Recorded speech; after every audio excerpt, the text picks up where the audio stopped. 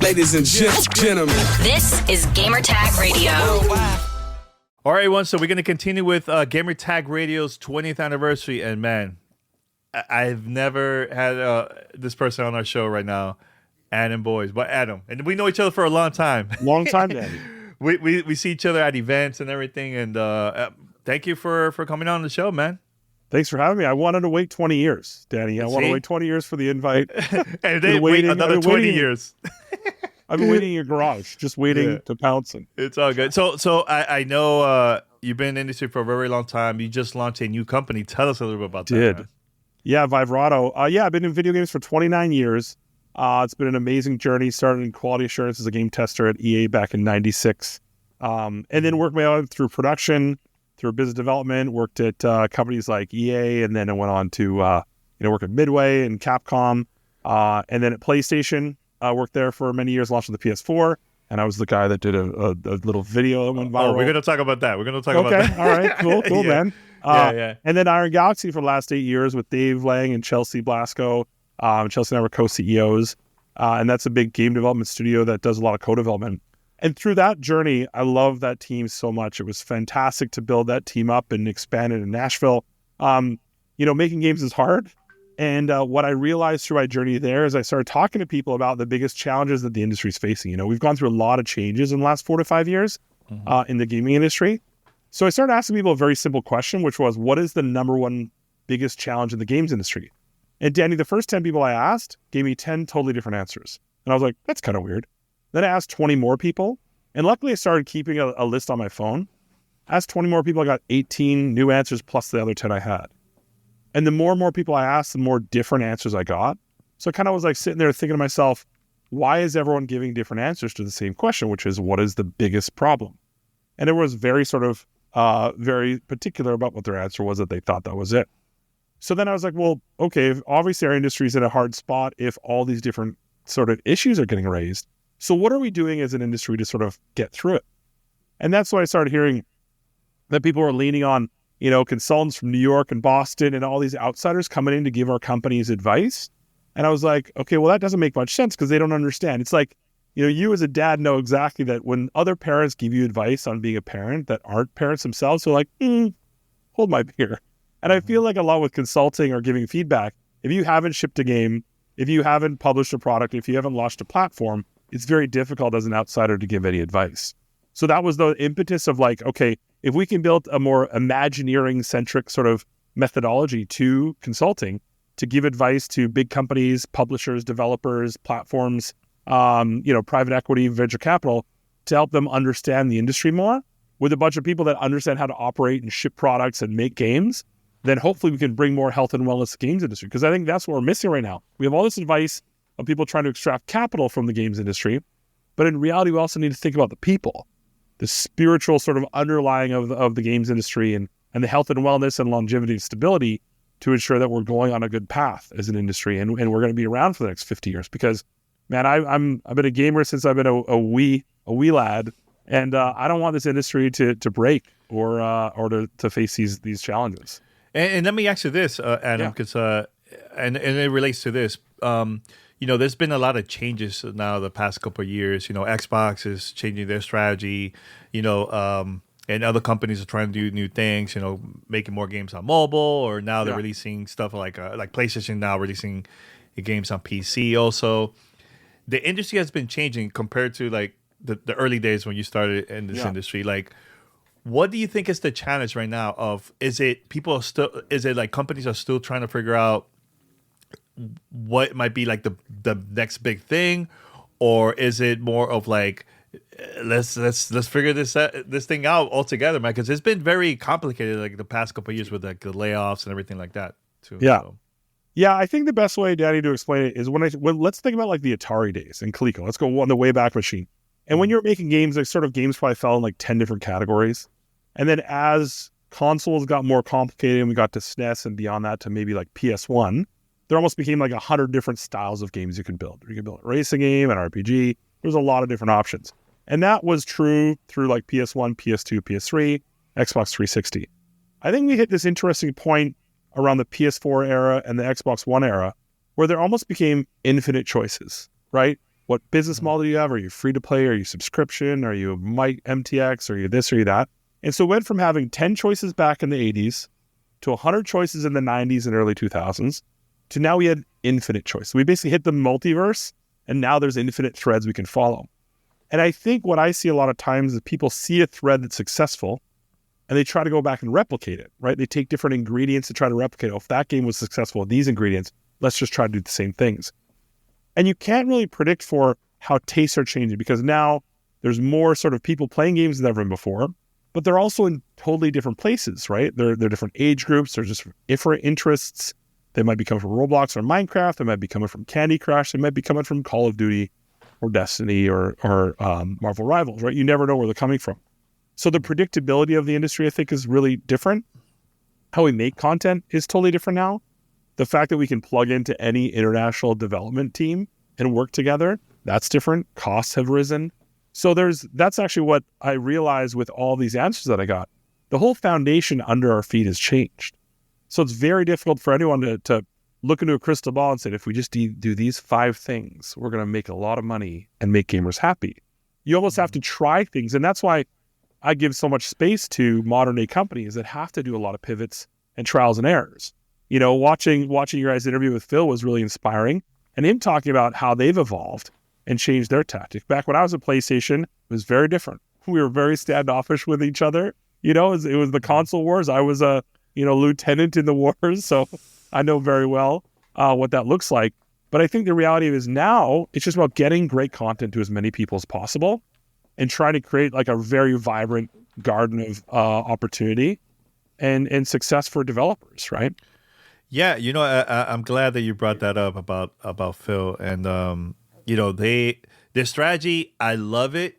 I like the path where they're going, but I feel like the messaging is a little bit confusing for like the average consumer. Like, so I think one of the questions that Paris asked Phil, hey, look, and it's hard. You only have like a limited time. I wish we had a longer interview, right? But sure. One of the questions that Paris asked to Phil is like, okay, why should I buy an Xbox? Why, your thoughts about that, where a company like Microsoft now going multi-platform, those days, early days when you were at PlayStation, it was we have the exclusive. You only can find it on this console. So yeah. What are your thoughts about that change and that strategy that Microsoft is heading? Yeah, I understand why people have feelings about it and opinions, because if their idea is the identity of me choosing a brand and being beholden to that brand is like, unilateral, and therefore that should be the one source of all content. And I love that Phil mentioned like there's a box in the name, right? Xbox is part of the name.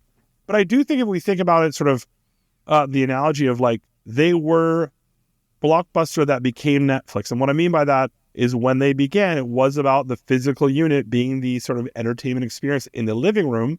And that was basically a plastic player that you put discs in and it plays it. So you need to serve people with the physicality of it.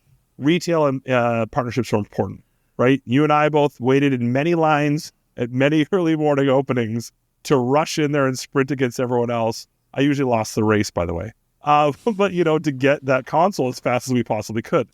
And it's just different now. So now they are basically an entertainment provider and not just a disc sort of producer and distributor. So if we think about that, the analogy of like, if we think maybe PlayStation's the HBO, Microsoft's the Netflix, and Nintendo's sort of the Disney, if we think about things like that, then their job is to get it incredibly interactive and engaging entertainment out to as many people as possible. And that's why I'm totally down. Now, you're absolutely right that when you're trying to sell someone the new version, is it 8K? Is it 16K? Is it 32K? Where are we going from here? Right now, I'm happy with the number of Ks, in the fidelity. It's great. Then the value proposition changes. And I understand why traditionalists are looking at that being like, I don't like change. I want it to only be where I want it to be. And that's the part where my logic gap starts to break. Because when Phil and his team are putting amazing content on more platforms, who's the victim? I've been asking a lot of people like, who's the victim? And there aren't any, except for people that are just like, well, I want it only where I bought it and that's what I expect. So I think that's interesting. So I applaud them for being agile enough in a sort of changing and transition market to expand. But I agree with you that like the value proposition of that physical unit, that by the way, they weren't making a lot of money on anyway. No one makes a ton of money on the margin of those hard boxes. They make a lot of margin on selling content. So them leaning on that, I don't think it means it's the end of a physical entertainment unit in anyone's living room. But I do think that it's a sign of that the game sort of landscape's changing. Yeah, I think I could see people saying, if I buy an Xbox, this is the only place I could find Xbox Game Pass. It's not available on, let's say, on PlayStation or Nintendo Switch 2 or something like that. I think that makes sense. So maybe having something like a new feature that's not available somewhere else. Sure. I think that will work. Well, people will buy the product. Now, one thing I do want to mention, because I know you brought it up earlier, and this is one of the conversations that stayed in my head for a very, very long time. We had this conversation, I think was at DICE. I can't remember which. I think it was like 2 years ago or so, Adam. Yeah. Where you brought up and you mentioned to me you told me the story about how the whole game sharing moment. Remember the video you did with Shu? How that, in a way, you like now thinking about it, you feel bad because it's like promoting the console war nonsense, And look, back in those days, especially like in the 90s, that was something that companies like Sega, Nintendo were actually more Sega than Nintendo, where they were promoting that just to get people excited and buy the product. And I know every other company did that like in the early days. Yeah. Why do you felt that moment like, hey, that wasn't good, that wasn't healthy to promote that for like the industry nowadays? I think Danny, it's like, would I have done it again? Absolutely. In that moment, my role, especially as someone who was both a huge Xbox fan and a PlayStation fan, but I played a PlayStation fan on TV, which is, by the way, before I go to my answer, one of my favorite moments was when I first met Phil Spencer. It was at a Minecraft party, and I just gotten the job, and I was being a little bit lippy on the internet, like I was doing in my role. I think maybe I'd done my first E3. And he comes up to me, shakes my hand. He said, "Adam, lovely to meet you." And he said, "I love the character you play on the internet." And that was some game recognized game stuff. I'm like, because he is such a real dude when it comes to like playing stuff and content. I love that about him. And that was the moment where I'm like, okay, we're going to have fun. Yes, we're on other sides of this war. But what I meant by that more so when I look back at now in current days of negativity, right? It sort of creates this. Now, when I look back at like the current sort of console war discussions online, I do feel a tad bit responsible that I contributed to that at the time, right? It was a moment in time. Now, they changed all the policies. Everything we complained about, they changed all of it, right? Everything I tweeted about, all the stuff, all the complaints I had, all the trolling I did, Microsoft changed all of it. Like they evolved with the masses. And that's why I give them a ton of respect, is because if you're willing to stick stoically with your position that other people are against and never change. But I just look back at that and especially finding out later on after I left PlayStation how many people over there were very angry at me for a long amount of time. And it's like I've always just been a gamer first. And so I think in that moment, could you have done stuff differently? In today's world, I think there's just so much negativity. Like, let's instead fight for progress and hope and evolution and the brightness of the future versus which is kind of what those were. So again, would I have done it again? Absolutely. But I look back differently as you get older, as you age, and as you think about like what is the best use of our time here. And I definitely was, playing the role that I needed to play at the time. Yeah, but I mean, now that you have a new company, I think that's gonna help to make the industry even better. Your contributions, ours, and other people, it's gonna help to make the industry, I think, better, if we hopefully. And again, being together. able to do that pattern recognition of like, what do I see the issues that I've seen before or the decisions, because that was the thing that was when I saw their announcement on how they're going to handle content, that idea for that sharing video came instantly to me. I'm like, oh, it's like 5 steps and you got to do this and you got to read through. You remember reading the FAQ? Remember they put out the FAQ? It was like 3 web pages and you're like going through, you're like, so if you have a parent account, and I was like, this is insanity. And I was like, what if we just did this thing where I just said, here's how you share games? And everyone in the leadership team of PlayStation was like, that's awesome. And then that just comes to be But it's like now I can do that behind closed doors and be like, you guys understand how convoluted, wacky this whole process is. I don't have to make another video again, Should I? But let me ask you this: was Shu down to do that like right away as soon as you gave him that, or like it took some time? No, it was. So I sketched up the idea. I actually wrote it on my phone. I was flying to LA. We were always what was the name of the stadium we would always have the E3 press conference, the Sony one? I can't remember. The old LA. Anyway, so I was on the flight, and that's when the idea hit me. The Forum. Was it the Forum? No. Was it the Forum? No. I don't remember. Anyway, so I was on the flight, and I sort of like wrote the idea of like, I just went through it. And it was actually the Giant Bomb guys at the time were reading through. They did a whole 40-minute video trying to like break down what the rules were on Xbox. And like, you got to do this. And they're like so confused. And I was just like, we should do like, here are the 3 steps, or here's one web page, or here's, and then that was like, what if we just did one thing? So typed it up, emailed it out to our head of marketing, Jack Trenton at the time, Andy House. Landed, dropped my stuff off, went straight for rehearsals, and I ran into Shu. I said, I have this idea. I said, I think we could like really grab the moment with this confusion around the policies.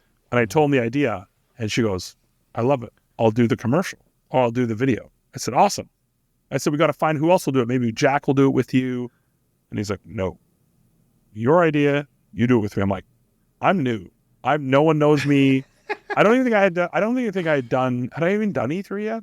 I don't even know. I think that was your maybe your first. Was that my first? E3? Because that was the year. That was the year you guys announced the price of the PlayStation 4. Yeah, I guess that would have been my first time on stage. Mm-hmm. I think so.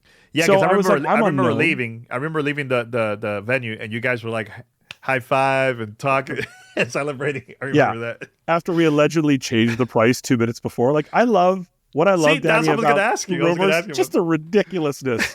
It's hearing people tell stories of like, and then they just changed the PowerPoint of the price of the game. I'm like, never. The idea of a multi-billion-dollar decision being made in response to someone else's PowerPoint is unfathomably ridiculous.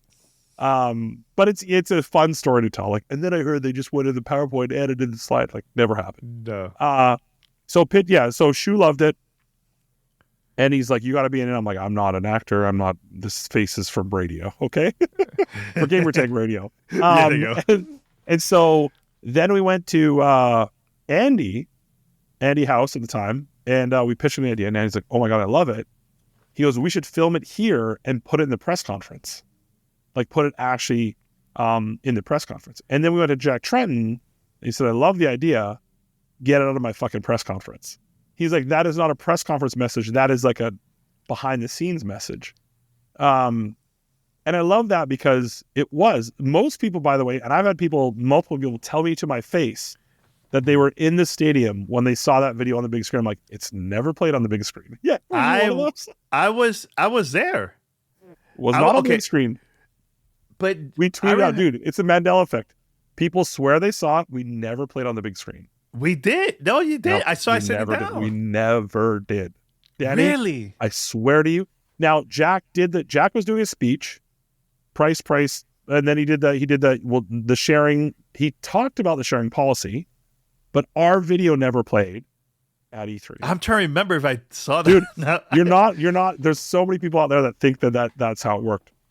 Okay. Behind the scenes, go ahead. So Shu and I are backstage, and we basically, Shu types up his tweet, I type up my tweet, and as we hear the roaring of the crowd from the policy share, I hit send on both phones, and that was when the video went out. So it was behind the scenes as sort of a, so a lot of people fuse those things together, like Jack's announcement with these two chuckleheads doing the sharing video. Yeah. And then I was just so shocked at how people understood my logic of like, and by the way, I give so much more credit to the creative services team at PlayStation by doing that whole long step one. Yeah, that little graphic. That is. Yeah.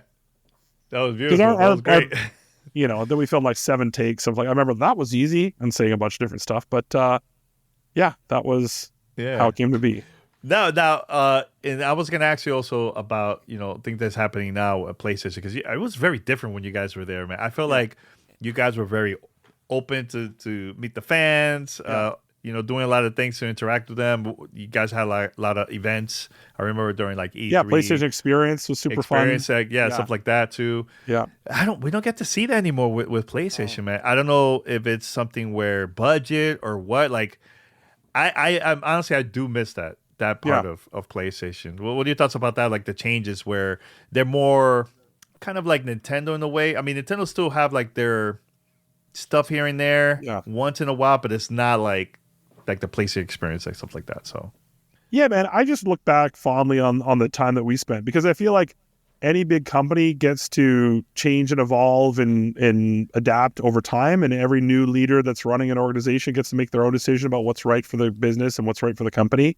I think we were very lucky because Jack embraced it, and then Andy House specifically, right, who was a global CEO at PlayStation, loved all the big ideas that we had around that stuff. Now, when you look at the revenue or the profitability of having a consumer event, it's not a very good idea from a business perspective. You and I had a great time. The fans had a great time. But when you actually think about like what's the impact, yes, there's a feeling and vibe perspective. But, I respect anyone that's running a business being like, okay, what are the important things that we need to do? And maybe we need to invest in other parts of the business, right? So it definitely feels different, but so do press conferences. Back in the day, we could sneak on a, Yu Suzuki and have a Shenmue 3 Kickstarter announced. Nowadays, it's more of like, hey, let's do it. And each of them are different, from the Game Awards to the different, I love by the way, the Dev Direct that Xbox just did, like telling the stories of the developers, having them be able to explain the context. And that's what we try to do a lot. Remember when we had the 9 indies on stage? Yes. And then each of the people got to see a little bit about their game. I love when developers get to tell their story. And that's what I love about, what you guys do is really trying to put the emphasis and the focus on the studios. So yeah, man, I mean, everyone changes and evolves over time. Did I have fun at those shows? Absolutely. Oh, we all did. We all did. No, the reason is I miss the getting together, face-to-face interaction with not only with the people that worked on the product, but also the fans. And it feels different. Like even like you said earlier, even when you go to a store, during at midnight. Sure. Like I miss those days. Now everybody's like, well, I just do it from home, Yeah, just order it. I'm in the queue. Yeah, exactly. Hopefully my browser doesn't refresh. I hope the download speed goes a little bit faster, So, but another thing I was going to ask you is also live services games. I know during your time at Iron Galaxy that you guys also had a live service game. Like, it's like a hit or miss with every other game that's been out. Like how difficult is working on that, and also what are the changes that you would like to see in the future to help studios to make a better live service game, or forget about the idea, do something totally different that's not that. Yeah, man, that's a great question. It starts with, live service games are difficult to build. I think they were built out of the premise that, players are going to spend a lot of time within an ecosystem. And nowadays I kind of liken live services to sort of esports, right? If you're building a cool game that you think might have like online longevity, then having a long-term content strategy is probably important, right? Just like maybe if it's competitive, having an eventual esports strategy is important. But I think getting back to, is the core game super fun? Do people love it? Do they enjoy it? With Rumbleverse, very proud of the work that the team did putting that game out there. We had a lot of fun making it. But the other thing is like, it's harder now than ever before to predict what players are going to do, how they're going to play things, how long they're going to play things, what kind of things they're going to purchase. And because products come and go, and because there's so many choices for them to play, right? If you talk to anyone right now, you're like, hey, you have 8 hours to play anything you want. They're like, oh, so many choices. I'm going to probably play something I played 2 days ago or a week ago versus trying something brand new. So I think part of the biggest challenge is back in our day, there was 8 websites you went to and they were telling you every day what kind of games are coming out. There was very sort of a small amount of places that we could interact with, that we got our information news from. Now it's infinite, right? You can get it from any source. So I think part of it is trying to, predict what players want is very difficult. But also I think overproducing or the busting budgets, I think is a big challenge too. Like, do we really need to have 4 years of content planned when the game is going live day one? I definitely think having a more agile approach, having sort of smaller games that go out there and show more innovation is a good approach. But dude, I think people's tastes are going to change and evolve all the time, and how we navigate and try new things, I think, is going to also change. Yeah, it's interesting because again, to see what happened with the studio that worked on what was it, Concord? Yeah. For PlayStation. Yeah. I got to see the potential. I see why people didn't like the game, but Sure. It was just like how PlayStation shut that game down, like the live service game right away. I think it was like a week after launch. Yeah, it was not long. I've never in my life I've never seen something like that before in this industry. Do you think that was a good idea to shut it down that fast? Because I could see a year, 2 years from now, I can see a game maybe didn't work out, but a week, it's scary. It's scary for a developer that's going to work on a game like that. Yeah. Is it going to stay up or not? Yeah, I mean, same with us with Rumbleverse. I mean, a game comes out, people are playing it, people are enjoying it, and then there are numbers that have to be hit internally. They can do trajectory projections based on sales and downloads and people that are paying money for it to sort of model out whether it's going to make money. It's never the right time, dude. Danny, it's never the right time to cancel something or shut it down, right? It's always the wrong time. So whether it was beforehand, whether it was the day of, it was 2 days after, a week after, a month after, 6 months after, it's always going to be hard. What everyone needs to realize, and this is what was really difficult internally in our Galaxy when Rumbleverse got taken offline, is it's not our fault, right? We tried something cool.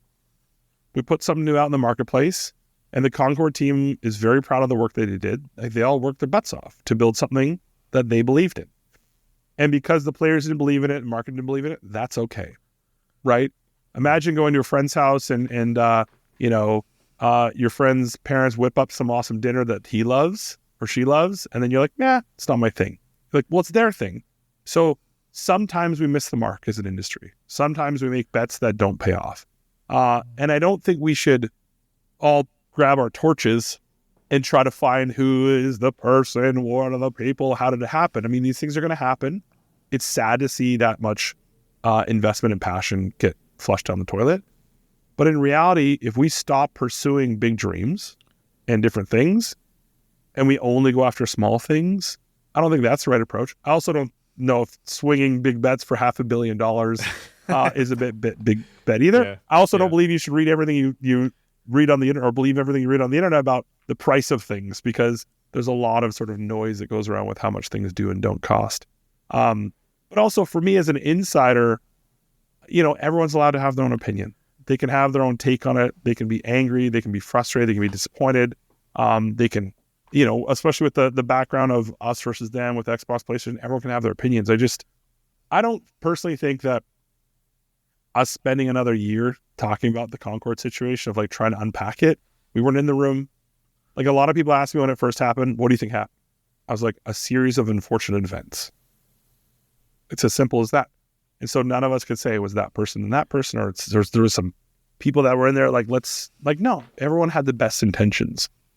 And so when those things happen, we should reflect for a bit. But then again, we should, I think, move on and try to learn as much as we can and invest in the future of innovation in games. Yeah, totally agree. Now, and we're almost going to wrap it up here, but this is one thing that I love about, and I heard about this, through, I think I read this online and other people were mentioning it too. Were you the one that actually gave the green light? Was it you that gave the green lights for, I think, was it Spider-Man to come on PlayStation? Was it you? Were you worked on that? Or was it somebody else? I was not the green light man. Okay. I was in the room with Marvel. So it was a little bit different. Yeah. Marvel was we were passionate. John Drake and I. John, there you go. I know John was Drake, involved. Yes, he was heavily involved. John Drake, super awesome guy. We were both involved in having a conversation with Marvel. They were interested in doing some stuff. I can't remember exactly the timing of everything when Ted's and his team realized that was the IP. But I do know that when they came back around and we presented it, was definitely, we were in the room. But I have to give all the credit for the concept, right? Yeah. And Ted's team for being like, we want to do a Spider-Man game. But we were in the room when we gave the Marvel team the news, John Drake and I. And John Drake did a ton of work working through that project and that partnership. So if anyone's going to get credit, it should be him mostly. But it was such a fun, transformative I mentioned moment. John before. Yeah, it's such a fun, transformative moment. Yeah. But it takes a village, right? So many people get involved in that stuff. The team at Marvel was amazing, Jay and everyone. And it was just, in that moment, it was this like aha moment of like, it's amazing studio with Insomniac. It's a fantastic IP. We were just lucky to have been there to help be part of that story. Yeah. But oh man, what a incredible outcome. Dude, that last one I just loved. Spider-Man 2 was just so many highlights for me. Hey, Miles Morales for me, it was like my game because that was a time where I was like away from my family, and that game is also from New York too. So I was like missing home and everything. Oh, it was so good. Yeah, but Ted retiring is this wonderful sort of cherry on top.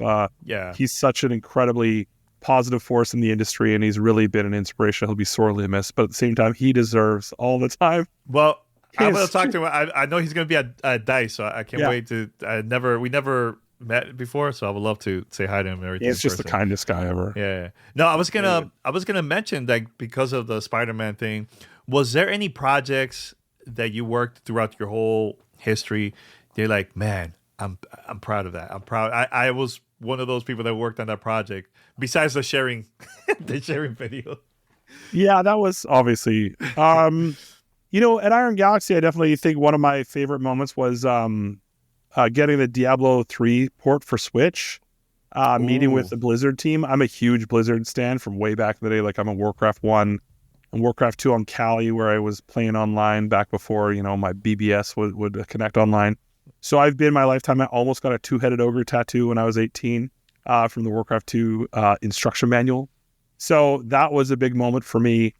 Rumbleverse having something that comes from Chelsea saying we should do wrestling, and then us being like, I want to elbow drop somebody off a 40-story building, and then that coming to market. Like, that to me it's moments like that you're so proud of, that a team over a 3.5-year period can build something so special, so unique, so different that never would have existed if all those people weren't working together on something inspiring, right? So those are some ones. I mean, back in the PlayStation days, I almost think, to your point, man, the PlayStation experience, just, you were there. The feeling, capturing that feeling, if we could bottle that and sell that, that would sell better than any of these GLP-1s, I think it would. Yeah. I mean, because the feeling of being around people that like-minded, it's kind of the feeling I get when I go to PAX, of like, that was just so magical. It's connecting with fans and being able to make dreams come true and bring games back that people really wanted. Gio, of course, he's building a list campaign and being able to bring back Yakuza and, Grim Fandango and stuff like that. And Shenmue, those were so many highlights, and an incredible team. I mean, what an awesome team that I got to work with. Yeah. No, another question I was going to ask, your thoughts about Nintendo Switch 2, like the change. Do you feel like Nintendo is going to have a huge success with this one, or, similar to what happened with the Wii U? I think that was like a very complicated situation from going from Wii to Wii U, sure, where it got a little bit confusing for like the regular consumers. I just want to hear your thoughts about the console. Dude, I love, first of all, that we get a handheld launching with whatever tens of thousands of games out the gate. The fact that the backward compatibility, that's such a game changer. Yes, that's super, super exciting. So that in and of itself. And I do think, I mean, you guys were touched on this in some of your previous chats, but handheld gaming for me, when I'm on the train, when I'm on a plane, is so incredibly important. And, I'll echo Phil's words that with my contacts and my readers, I play Balatro on my little phone, but playing Balatro on the Switch too, let's fucking go. Yeah, with a bigger screen all the way.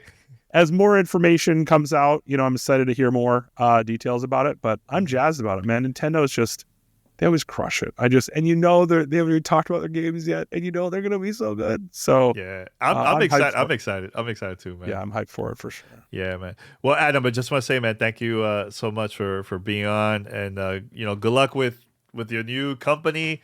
Do you have a team, or is just you for now? I got a small team right now working with me. We're going to grow over time, but we got to. It's going to takes a village. So yeah, of course. Yeah. So it's slow rolling, but excited to get to DICE, do a cool workshop to try to solve some of these big problems in the industry, and the future is super bright. No, I'm glad that you're still going at it, man. And the thing that I love is you want to change the industry, man. We had a lot of conversation about that behind the scenes, so I'm glad that you're making it happen, man. So thanks, man. I appreciate it, Danny. Cool, man. So for more information about your company, anything else, how they can find you? Yeah, .vivrato.com right here. Vivrato. You can send us a note, contact@vivrato.com. You can, there's a contact form as well you can fill out. We'll be putting out some more content and more news in the future. And if you're a studio company that wants to get some help and some advice, some insight, reach out. Awesome. Yeah. Thanks, man. All right. Thanks, Danny. Yep.